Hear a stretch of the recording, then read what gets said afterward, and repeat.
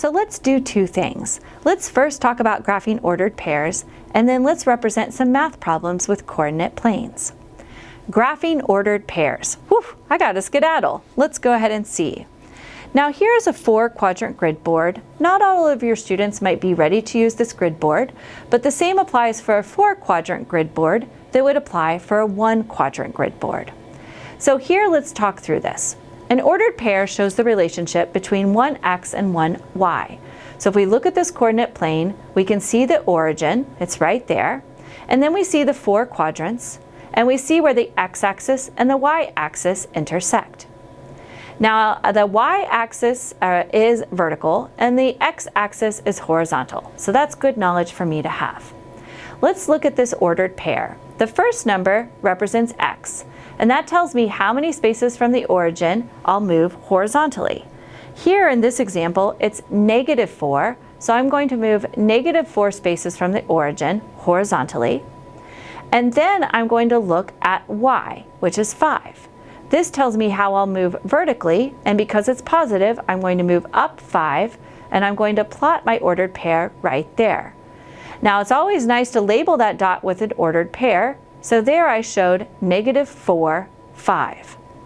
Now that was an example with the 4-quadrant grid board. Not all of your students might be prepared or ready to do a 4-quadrant grid board.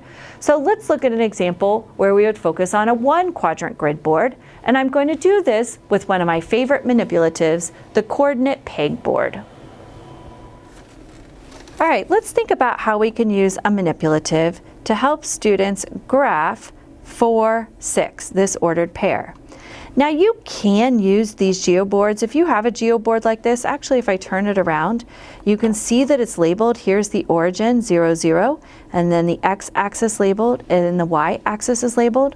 But I don't love that manipulative as much as I like this one, the coordinate pegboard.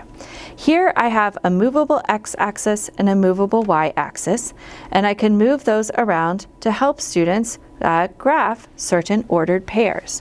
So here I'm going to work with my 1 quadrant, and first I'm going to look at the x of this ordered pair. The x is 4.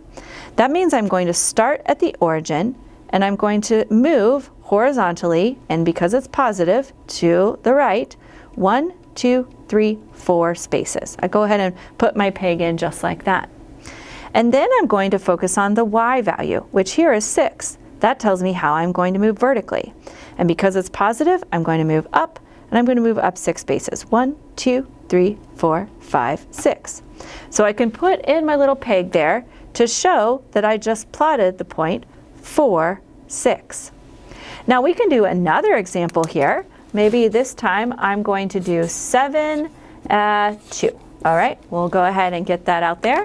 And maybe I want to use a different color peg. In my set there are red pegs and blue pegs. So maybe I get out a different colored peg to show this ordered pair. There's some examples of my pegs right there. So first I'm going to start at the origin, and I'm going to move 7 horizontally. And that 7 is positive, so I'm going to move here to the right. 1, 2, 3, 4, 5, 6, 7. Then I'm going to move vertically 2, and that's positive, so I'm going to move up 1, 2. So here the red peg shows the ordered pair of 4, 6, and the blue peg shows the ordered pair of 7, 2. This hands-on experience of plotting these ordered pairs is really helpful for students, but there are also virtual tools that you can access that do pretty much the same thing. So I would like you to push pause and consider, how do you teach your students to graph ordered pairs in your classroom?